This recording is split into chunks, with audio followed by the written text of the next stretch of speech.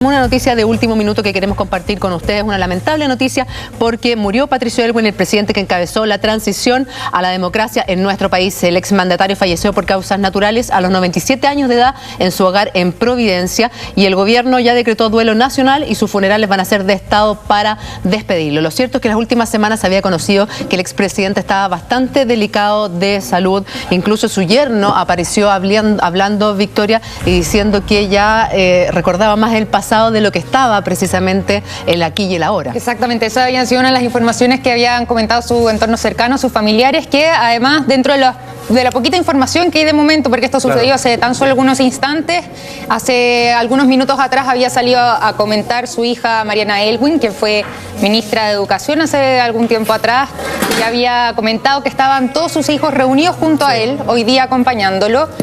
Por lo mismo entendemos que estaban con él en el momento en que él fallece.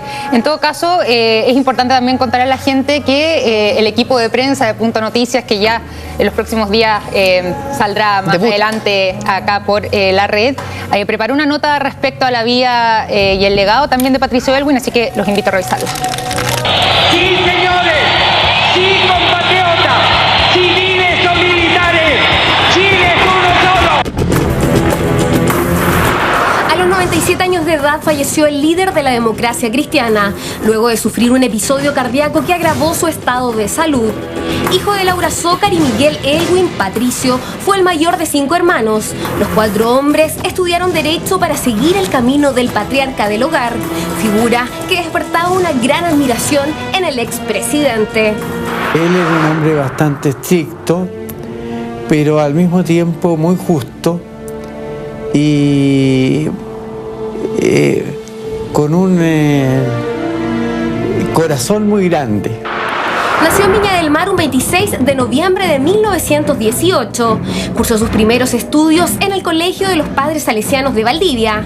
Con una intensa vocación por las leyes, en 1936 ingresó a la Universidad de Chile, donde estudió Derecho para titularse como jurista. Su gran presentación al mundo político comenzó en 1949, cuando ingresó a la Falange Nacional, donde se consagró como dirigente hasta ser uno de los fundadores del Partido Demócrata Cristiano de Chile. Desde 1964 y hasta 1973, Aylwin ocupó el cargo de senador por Curicó, Talca, Linares y Maule. En 1971 fue elegido presidente del Senado. Su sello fue establecido en 1989, fecha en la que se presentó como candidato a la presidencia de la República, obteniendo el triunfo con un 55,2% de los votos, cifra que lo llevó a recibir la banda presidencial el 11 de marzo de 1990, convirtiéndose así en el primer presidente democrático en Chile tras 17 años de dictadura. Una presidencia que no estuvo exenta de conflictos. Las fotocopias de estos 3 cheques gatillan la polémica más grande cívica-militar de la época, con un monto de 971 millones de pesos que habían sido girados por el ejército a nombre de Augusto Pinochet Iriart, hijo del comandante en jefe del ejército, por lo que la Cámara de Diputados creó una comisión que investigó el caso. El llamado ejercicio de enlace no fue el único conflicto de tensión. El 28 de mayo de 1993, mientras el presidente Aylwin estaba de gira por Europa, un contingente de boinas negras rodeó el edificio de las Fuerzas Armadas y fue el inicio del boinazo. Esta situación a los 5 días retornó a la normalidad. Aylwin anunció un proyecto de ley para resolver el conflicto conocido como Pinocheques, el que quedó en nada por la falta de acuerdo entre los parlamentarios de la concertación y que 2 años después se cerró sin tener respuesta.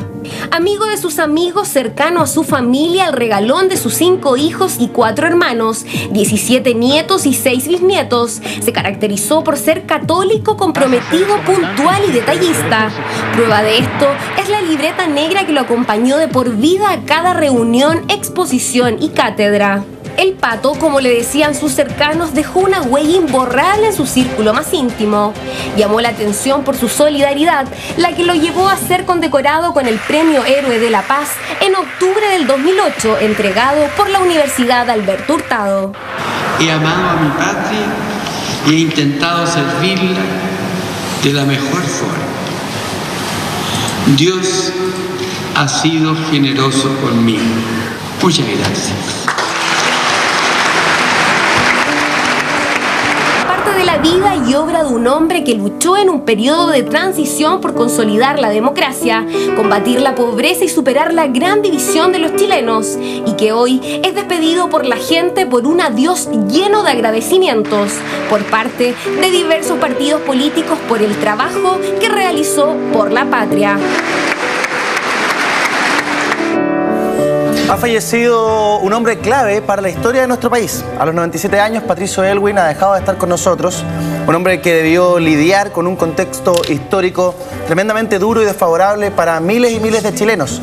El primer presidente de la democracia tras la dictadura de Augusto Pinochet en nuestro país ha dejado de estar con nosotros. La verdad es que era un caballero, era un señor de la política. A mí me da la sensación de que fue una persona absolutamente intachable y que puede tener su bemoles. En su rol en 1971, cuando fue presidente del Senado, en las puertas del golpe militar, se les indicó también como una de las personas a favor del golpe de Estado. Sin embargo, fue, hay que decirlo, uno de los principales luchadores por devolverle la democracia a nuestro país al final de la década de los 80. Le tocó negociar la nueva constitución con Augusto Pinochet, con el dictador. Entonces, es un hombre de una relevancia gigantesca. Quizás la importancia de Patricio Aylwin en este regreso a la democracia, en esta transición finalmente. ¿Cómo podrías explicárselo tú, querido Guillermo? Yo diría que hay al menos tres aspectos que es importante considerar. Primero, el hecho de que él sea una parte muy relevante de la historia política de Chile, no solamente por el tema de transición, sino por el rol que le corresponde jugar como dirigente importante dentro de la democracia cristiana en los años 60, 70, como parte de lo que es el desarrollo, no solamente desde el punto de vista político, sino que ideológico de lo que es la democracia cristiana. Sí. Y además como una persona que logra no solamente tomar la esencia de lo que es el cristianismo llevado a la política en términos de diálogo, en términos de defensa de principios. Su relación particularmente con el cardenal Silva Enríquez va a marcar mucho todo eso, particularmente en el tiempo de la dictadura.